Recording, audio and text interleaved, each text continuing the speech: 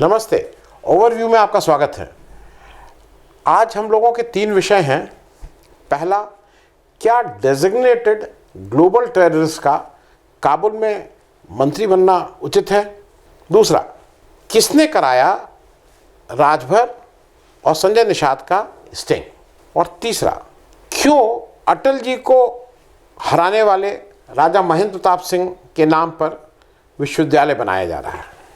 सबसे पहले बात कर लें अफ़गानिस्तान तालिबान की, लेकिन उससे भी पहले एक बार फिर से आपसे आग्रह कि आप लोग थोड़ा सब्सक्राइबर अपने हमारे जो वीडियो हैं अगर आपको अच्छे लगें तो इसको आगे फॉरवर्ड करिए, सब्सक्राइब करिए और जो भी आर्थिक सहायता हो सकती है वो हम लोगों को सहयोग देने की कृपा करिए। अफ़गानिस्तान कुछ अजीब से दौर से अब गुजर रहा है, क्योंकि शुरू में था कि तालिबान बिल्कुल हैं और सब एक्सेप्टेबल हैं, लेकिन नहीं, तालिबान ने अब अपनी जिस तरह का तालिबान है और जो लोगों के मन में डर था वो तालिबान ने वो रंग दिखाने शुरू कर दिए हैं। 2 दिन पहले 33 लोगों का एक मंत्रिमंडल अफ़गानिस्तान में आया और उसमें बाकी लोगों के बारे में तो क्या बताएं, इसको कहते हैं माशाअल्लाह, लेकिन उनके जो प्राइम मिनिस्टर बने मुल्ला मोहम्मद हसन अखुन, वो 2001 में पहले भी जो तालिबान की सरकार थी अमेरिका के आने से पहले, उस समय वो फॉरेन मिनिस्टर रहे थे, डिप्टी प्राइम मिनिस्टर रहे थे, और जिनको उम्मीद की जा रही थी कि बरादर साहब जिन्होंने सारा नेगोशिएशन किया था अमेरिका से, कुछ लोगों को ये लग रहा था कि वो लीड करेंगे, वो डिप्टी प्राइम मिनिस्टर बनाए गए और उन्होंने अमेरिका से सारी ये सब बातचीत की थी, विड्रॉल की और इस तरह की। और 2001 में वो डिफेंस मिनिस्टर थे। एक हाल के दिनों में एक चीज़ ये हुई थी, वो पाकिस्तान की जेल में कैद थे और शायद इस वजह से सबको लग रहा था कि चूँकि वो जेल में हैं और ज़्यादा सह के आए हैं तो शायद उनको बनाया जाए, वो डिप्टी प्राइम मिनिस्टर बने। जो सबसे चौंकाने वाला तो नहीं बोलूँगा, ये तो होने जा रहा था, क्योंकि उस 33 लोगों में 13 या 14 लोग ग्लोबल डेजिग्नेटेड टेररिस्ट हैं, मतलब उनको दुनिया में कहा गया है कि ये लोग आतंकवादी हैं। और उसमें जो सिराजुद्दीन हक्कानी साहब हैं वो भी डेजिग्नेटेड ग्लोबल टेररिस्ट हैं और उनको वहाँ का इंटीरियर मंत्री बनाया गया है। इंटीरियर मिनिस्टर मतलब जो हमारे यहाँ का होम मिनिस्टर जैसे होता है। तो ऐसा भी कहा जाता था है कि ये जो जो इनका ग्रुप है हक्कानी साहब का, ये प्रो ISI जो है उस नेटवर्क से इनका बहुत लेना देना है। अभी क्या चीज़ की कि तालिबान सरकार ने कल जो भी, क्योंकि इसको लेके वहाँ बहुत डिमॉन्स्ट्रेशन हो रहे थे, सिर्फ इन्हीं को नहीं, इन जनरल, कि भाई इस तरह से कैसे आ गए हैं। पंशीर में जाके पाकिस्तान ने कुछ ऐसा कहा जाता है कि उनके जहाज़ों ने बम गिराए थे इत्यादि इत्यादि, तो उसको लेके वहाँ एक जनरल अनरेस्ट था।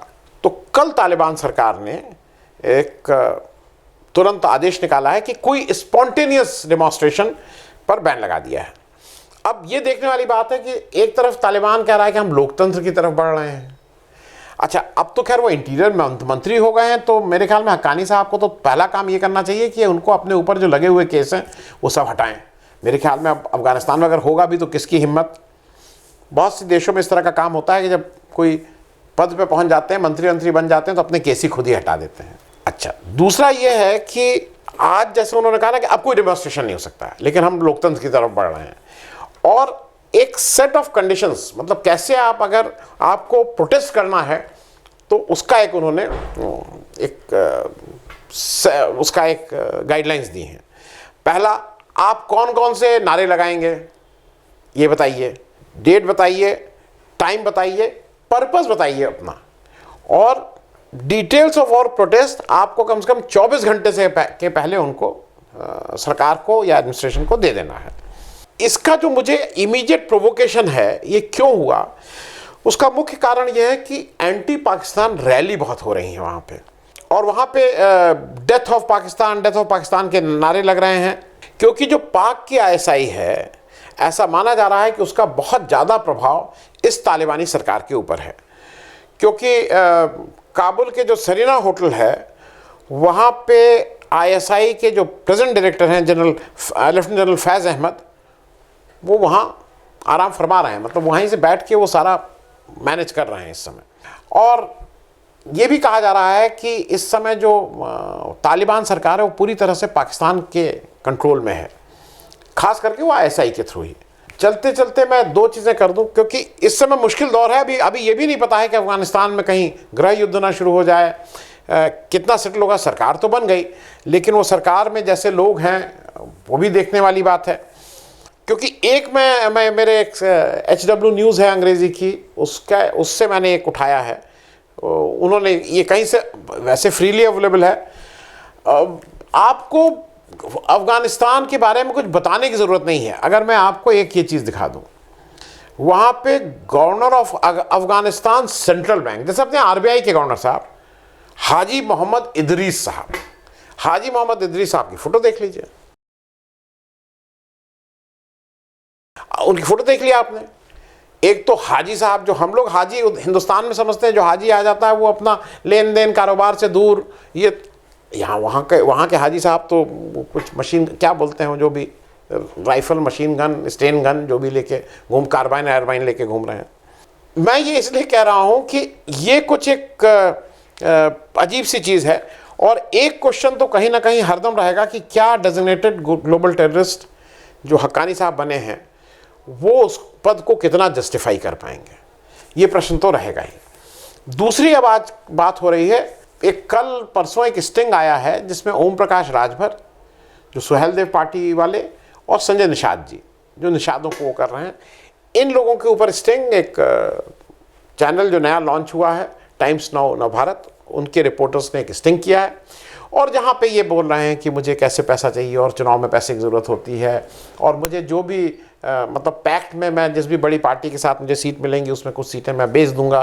फिर ये भी कहा जा रहा है कि ये उन्होंने और कहा है, और मेरे ख्याल में उन्होंने ये भी कहा कि जैसे मायावती जी का जो मॉडल है टिकट बेचने का, मैं उसी तरह से टिकट बेच दूंगा, इत्यादि इत्यादि। मुझे लगता है कि शायद दो चीज़ें, क्योंकि इससे फ़ायदा किसका हो रहा है और किसने कराया ये जानना समझ। तो on the face of it तो ये है कि भाई टाइम्स नाउ नवभारत आया है, नया नया चैनल है, इसलिए वो ये सब करा रहा है। लेकिन टाइम्स नाउ किसके साथ अलाइंड है, किस तरह की खबरें करता है, ये आपको बिल्कुल ठीक से मालूम है। वो सरकार के साथ बिल्कुल ठीक से अलाइंड है। अब इसको कराने से किसका फ़ायदा और किसका नुकसान है? सबसे पहला फ़ायदा तो ऐसा देखने से लगता है कि टाइम्स नाउ का है, लेकिन क्या टाइम्स नाउ की है? क्योंकि अब ये सब भ्रष्टाचार कोई बहुत इशू नहीं रह गया है। जब भाजपा के अध्यक्ष जी मंगारू लक्ष्मण साहब नोट गिनते हुए देखे गए थे, किसी को याद है? किसी ने सोचा? भाई वो तो राष्ट्रीय अध्यक्ष थे, नोट गिन रहे थे, 1-2 लाख रुपए, कोई बहुत पैसा भी नहीं। जो आपको अगर याद हो हवाला वाला जो जैन वाला था कुछ, तो ये हुआ। तो उसी तरह से ये राजभर जी या ये तो बात कर रहे थे, यहाँ तो कोई नोट का भी वो नहीं लेन देन नहीं था। उसको इतना अगर बनाया जा रहा है तो मेरे हिसाब से ये वही दल बना रहे हैं जिनसे इन लोग लेन देन का मामला कर रहे हैं। तो कहीं ना कहीं से जो सरकारी दल है भाजपा, उसको संजय निषाद जी बार बार जाते हैं, बार्गेनिंग करते हैं, मुझे इतना दो, मेरे लड़के का ये पद दो, मुझे मंत्री पद दो, कभी डिप्टी चीफ मिनिस्टर दो, इत्यादि इत्यादि। और इसी तरह से ओम प्रकाश राजभर जी भी। तो अब ये कर देने से दो चीज़ें हुए, एक तो थोड़ा पब्लिक में इमेज बिगड़ी है, उससे ज़्यादा टेक्निकली अगर आपने ये किया है तो आपने एक कुछ ऐसा काम कर दिया है कि पुलिस अब आपसे सवाल जवाब कर सकती है। तो आपके यहाँ पुलिस को भेजा जा सकता है, ये एक हैंडल सरकार को मिल गया है। अब बात कर लें तीसरी, महेंद्र प्रताप जी वाली।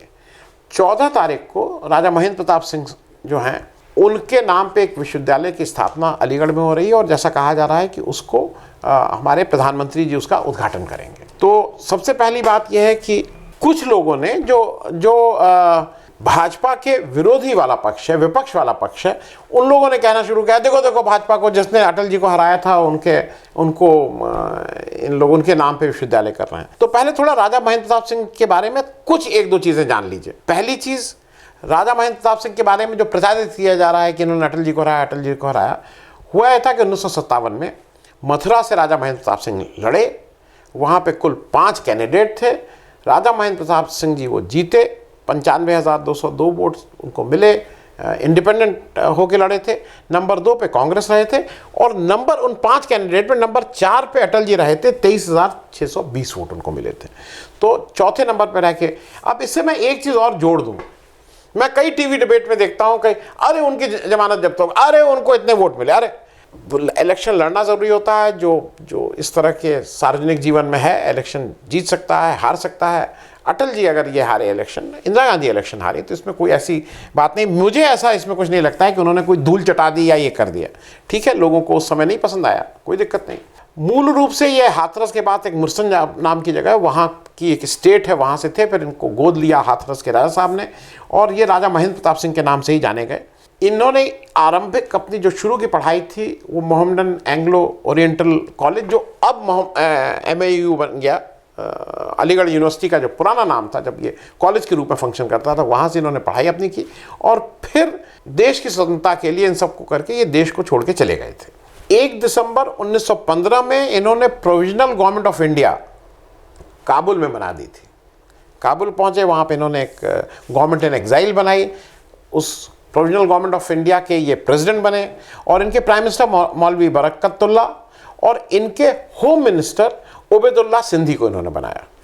और वहाँ से जो टर्म यूज़ किया गया, इन्होंने ब्रिटिश सरकार को उखाड़ फेंकने के लिए जिहाद का ऐलान किया। मैं ये बातें आपसे इसलिए शेयर कर रहा हूँ कि अब उनको बीजेपी वो करेगी कि ये जाट हैं और ये हैं, वो मैं उस पर भी आऊँगा कि क्यों इनको किया गया है। ये भी मैं बता दूँ, ये उसके बाद लेनिन से भी मिले थे, और ये एक समय कम्युनिस्ट विचारधारा के उसमें भी आ गए थे। जब ये 1946 में फिर ये जापान चले गए, 1946 में जब ये देश लौटे, 32 साल बाद देश से बाहर रहने के बाद, तो सबसे पहले व्यक्ति के पास जाके जो इन्होंने मुलाकात की थी उसका नाम था महात्मा गांधी। वर्धा में गए और उनके आश्रम में जाके उनसे मुलाकात की, और ये भी हुआ कि आगे अब कैसे क्या करना है। ये मैं आपको इसलिए बता रहा हूँ कि जनरली ये फ्रेम किया जाएगा कि नहीं इन्होंने उसके अगेंस्ट थी, ये सब ऐसा कुछ नहीं। इनका नोबेल पीस प्राइज़ के लिए 1932 में इनको नॉमिनेट किया गया था। 1977 में, मैं एक चीज़ और इसलिए बता दूं कि आपको भी जानना है, 1977 में जब अलीगढ़ यूनिवर्सिटी अपने MAO जो मोहम्मदन एंग्लो ओरिएंटल कॉलेज का सालाना 100 साल मना रही थी, शताब्दी मना रही थी, तो राजा महेंद्र प्रताप सिंह को बुला के उनको फेलिसिटेट भी किया था अलीगढ़ मुस्लिम यूनिवर्सिटी ने। ये बात मैं इसलिए आपको बता रहा हूँ, शेयर कर रहा हूँ, क्योंकि अभी कारण राजा महेंद्र प्रताप सिंह से एकदम से जो प्रेम उपजा है, उसका एक ही कारण है कि जाट लोग आज की तारीख में भाजपा से नाराज हो गए हैं, और खास करके पश्चिमी उत्तर प्रदेश के। राजा महेंद्र प्रताप सिंह जाटों के मतलब वन ऑफ द टॉलेस्ट, जो पहले 2-3 लीडर आएंगे उसमें आए हैं, जिन्होंने बहुत किया है, जिन्होंने अलीगढ़ मुस्लिम यूनिवर्सिटी को भी ज़मीन दी, मतलब इनके नाम से बहुत बड़े फ्रीडम फाइटर रहे, सब कुछ किया। उनके नाम से अभी तक इनकी याद नहीं आई थी। जब इलेक्शन सिर पे है उत्तर प्रदेश का, 4 महीने बाद इलेक्शन होने जा रहा है, तब एकदम से महेंद्र प्रताप सिंह जी की याद आई है। अच्छी बात है, देर आयत दुरुस्त आयत। लेकिन अब उनको कहीं से, जो महेंद्र प्रताप सिंह जी जिन्होंने अपनी जब वो बनाया था, सरकार बनाई थी, तो उसमें मुसलमान को प्राइम मिनिस्टर बनाया था, होम मिनिस्टर बनाया था, उनको कहीं रंग देने की कोशिश की जाएगी हिंदू मुस्लिम की। तो और इसीलिए वो वहाँ पे इतना ज़्यादा रंग दिया जा रहा है, उसका जो अंडरटोन है कि अलीगढ़ में है और महेंद्र प्रताप सिंह के साथ कुछ नहीं हुआ। महेंद्र प्रताप सिंह को वो इज्जत अलीगढ़ मुस्लिम यूनिवर्सिटी ने दी थी, आज भी है। और इस तरह का अगर मान लीजिए अटल जी को उन्होंने हराया था, जो इधर जो इस विपक्ष के लोग जो कह रहे हैं, मेरे ख्याल में उसमें कोई दम नहीं है। इलेक्शन में हार जीत लगी रहती है, और पहले इलेक्शन में लोग विपक्ष हुआ करते थे, विरोधी हुआ करते थे, आज के तरह नहीं कि आज तो दुश्मन होते हैं। तो आज बस इतना ही। Thank you so much. अगर आपको दी पब्लिक के कार्यक्रम पसंद आते हैं तो इन्हें लाइक करें। अगर आप इस वीडियो को YouTube पर देख रहे हैं तो चैनल को सब्सक्राइब करें, और अगर आप इसे Facebook पर देख रहे हैं तो दी पब्लिक के पेज को लाइक करें। अगर आप चाहते हैं कि हम निष्पक्ष पत्रकारिता को जारी रखते हुए आपसे जुड़े मुद्दों पर सवाल उठाते रहें, तो हमें सहयोग करें। आपका छोटा से छोटा सहयोग भी इस मुहिम को जारी रखने में हमें ताकत देगा। डोनेट करने के लिए डिटेल्स जो हैं वो डिस्क्रिप्शन बॉक्स में दी गई हैं। धन्यवाद।